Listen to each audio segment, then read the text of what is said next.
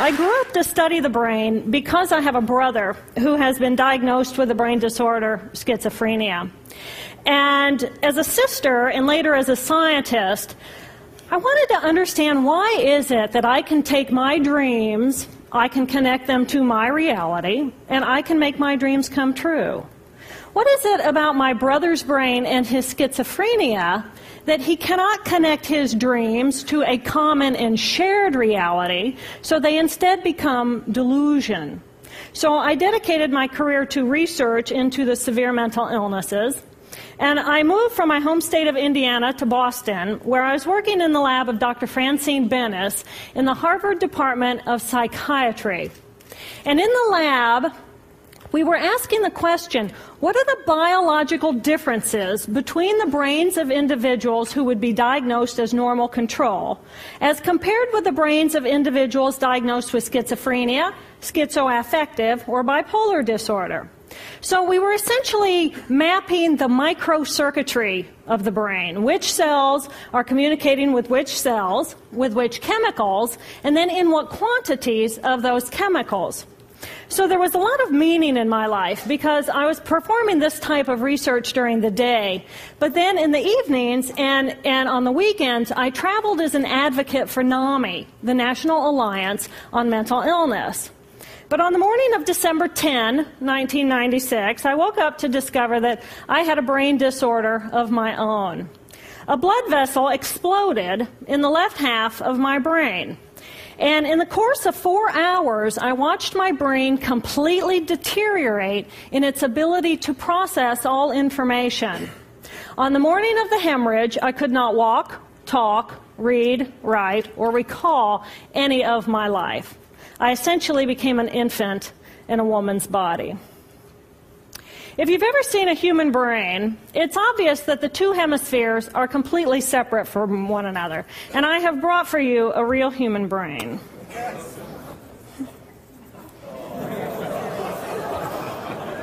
Thank you.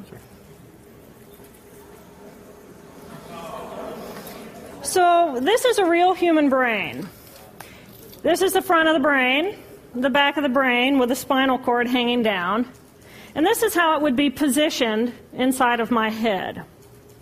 And when you look at the brain, it's obvious that the two cerebral cortices are completely separate from one another. For those of you who understand computers, our right hemisphere functions like a parallel processor, while our left hemisphere functions like a serial processor. The two hemispheres do communicate with one another through the corpus callosum, which is made up of some 300 million axonal fibers. But other than that, the two hemispheres are completely separate. Because they process information differently, each of our hemispheres think about different things, they care about different things, and dare I say, they have very different personalities. Excuse me. Thank you. It's been a joy. Our right human hemisphere is all about this present moment. It's all about right here, right now. Our right hemisphere, it thinks in pictures, and it learns kinesthetically through the movement of our bodies. Information in the form of energy streams in simultaneously through all of our sensory systems, and then it explodes into this enormous collage of what this present moment looks like, what this present moment smells like and tastes like, what it feels like, and what it sounds like. I am an energy being connected to the energy all around me through the consciousness of my right hemisphere. We are energy beings connected to one another through the consciousness of our right hemispheres as one human family. And right here, right now, we are brothers and sisters on this planet, here to make the world a better place. And in this moment, we are perfect, we are whole, and we are beautiful. My left hemisphere, our left hemisphere, is a very different place. Our left hemisphere thinks linearly and methodically. Our left hemisphere is all about the past, and it's all about the future. Our left hemisphere is designed to take that enormous collage of the present moment and start picking out details, and more details about those details. It then categorizes and organizes all that information, associates it with everything in the past we've ever learned, and projects into the future all of our possibilities. And our left hemisphere thinks in language. It's that ongoing brain chatter that connects me and my internal world to my external world. It's that little voice that says to me, hey, you got to remember to pick up bananas on your way home. I need them in the morning. It's that calculating intelligence that reminds me when I have to do my laundry. But perhaps most important, it's that little voice that says to me, I am. I am. And as soon as my left hemisphere says to me, I am, I become separate. I become a single, solid individual, separate from the energy flow around me and separate from you. And this is a portion of my brain that I lost on the morning of my stroke. On the morning of the stroke, I woke up to a pounding pain behind my left eye. And it was the kind of pain, caustic pain, that you get when you bite into ice cream. And it just gripped me, and then it released me. And then it just gripped me, and then it released me. And it was very unusual for me to ever experience any kind of pain, so I thought, okay, I'll just start my normal routine. So I got up and I jumped onto my cardio glider, which is a full-body, full exercise machine. And I'm jamming away on this thing, and I'm realizing that my hands look like primitive claws grasping onto the bar. And I thought, that's very peculiar. And I looked down at my body, and I thought, whoa, I am a weird-looking thing. And it was as though my consciousness had shifted away from my normal perception of reality, where I'm the person on the machine having the experience, to some esoteric space where I'm witnessing myself having this experience. And it was all very peculiar, and my headache was just getting worse, so I get off the machine, and I'm walking across my living room floor, and I realize that everything inside of my body has slowed way down. And every step is very rigid and very deliberate. There's no fluidity to my pace, and there's this constriction in my area of perception, so I'm just focused on internal systems. And I'm standing in my bathroom getting ready to step into the shower, and I could actually hear the dialogue inside of my body. I heard a little voice saying, okay, you muscles, you got to contract, and you muscles, you relax. And then I lost my balance, and I'm propped up against the wall. And I looked down at my arm, and I realized that I can no longer define the boundaries of my body. I can't define where I begin and where I end, because the atoms and the molecules of my arm blended with the atoms and molecules of the wall. And all I could detect was this energy. And I'm asking myself, what is wrong with me? What is going on? And in that moment, my brain chatter, my left hemisphere brain chatter, went totally silent. Just like someone took a remote control and pushed the mute button. Total silence. And at first I was shocked to find myself inside of a silent mind. But then I was immediately captivated by the magnificence of the energy around me. And because I could no longer identify the boundaries of my body, I felt enormous and expansive. I felt at one with all the energy that was, and it was beautiful there. And then all of a sudden, my left hemisphere comes back online, and it says to me, hey, we got a problem, we got to get some help. And I'm going, oh, I got a problem. So it's like, okay, I got a problem. But then I immediately drifted right back out into the consciousness, and I affectionately refer to this space as La La Land.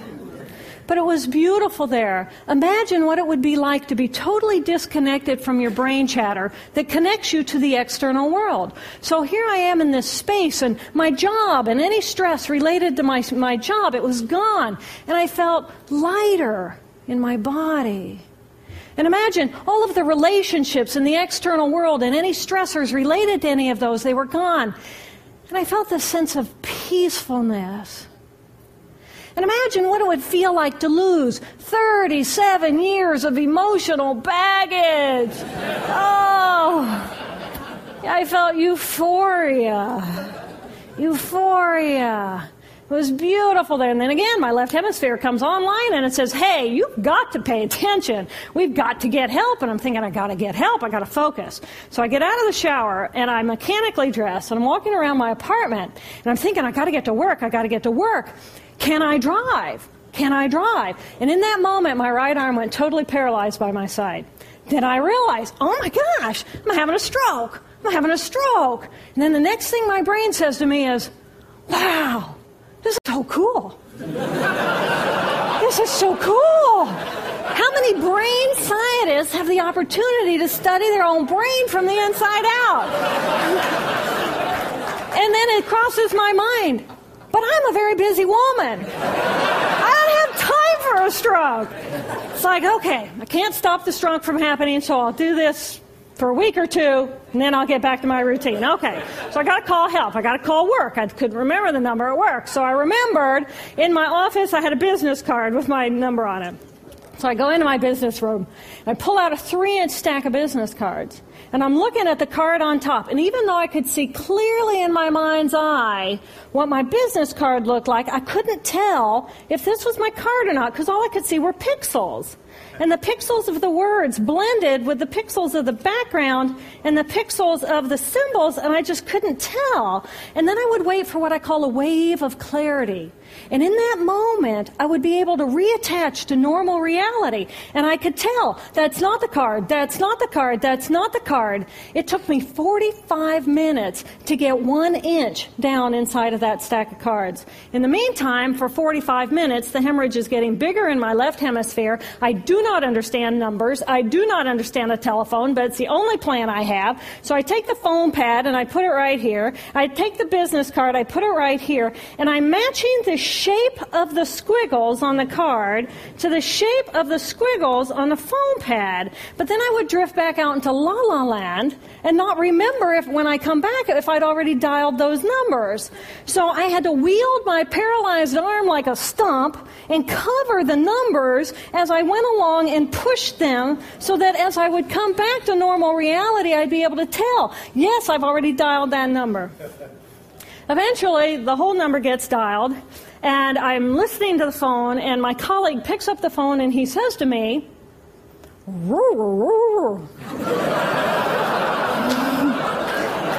I think to myself, oh my gosh, he sounds like a golden retriever.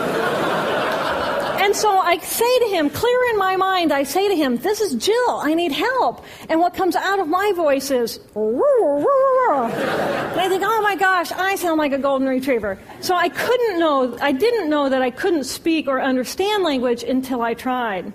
So he recognizes that I need help, and he gets me help. And a little while later, I'm riding in an ambulance from one hospital across Boston to Mass General Hospital. And I curl up into a little fetal ball. And just like a balloon with the last bit of air just right out of the balloon, I just felt my energy lift and I felt my spirit surrender. And in that moment, I knew that I was no longer the choreographer of my life. And either the doctors rescue my body and give me a second chance at life, or this was perhaps my moment of transition. When I woke later that afternoon, I was shocked to discover that I was still alive. When I felt my spirit surrender, I said goodbye to my life, and my mind was now suspended between two very opposite planes of reality. Stimulation coming in through my sensory systems felt like pure pain. Light burned my brain like wildfire, and sounds were so loud and chaotic that I could not pick a voice out from the background noise, and I just wanted to escape. Because I could not identify the position of my body in space, I felt enormous and expansive, like a genie just liberated from her bottle. And my spirit soared free like a great whale gliding through a sea of silent euphoria. nirvana. I found nirvana. And I remember thinking there's no way I would ever be able to squeeze the enormousness of myself back inside this tiny little body. But then I realized, but I'm still alive. I'm still alive, and I have found nirvana. And if I have found nirvana and I'm still alive, then everyone who is alive can find nirvana. And I pictured a world filled with beautiful, peaceful, compassionate, loving people who knew that they could come to this space at any time and that they could purposely choose to step to the right of their left hemispheres and find this peace. And then I realized what a tremendous gift this experience could be. What a stroke of insight this could be to how we live our lives. And it motivated me to recover. 2.5 weeks after the hemorrhage, the surgeons went in and they removed a blood clot the size of a golf ball that was pushing on my language centers. Here I am with my mama, who's a true angel in my life. It took me 8 years to completely recover. So, who are we? We are the life force power of the universe with manual dexterity and 2 cognitive minds. And we have the power to choose moment by moment who and how we want to be in the world. Right here, right now, I can step into the consciousness of my right hemisphere where I am the life force power of the universe. I am the life force power of the 50 trillion beautiful molecular geniuses that make up my form, at one with all that is. Or I can choose to step into the consciousness of my left hemisphere, where I become a single individual, a solid, separate from the flow, separate from you. I am Dr. Jill Bolte Taylor, intellectual, neuroanatomist. These are the we inside of me. Which would you choose? Which do you choose? And when? I believe that the more time we spend choosing to run the deep inner peace circuitry of our right hemispheres, the more peace we will project into the world, and the more peaceful our planet will be. And I thought that was an idea worth spreading. Thank you.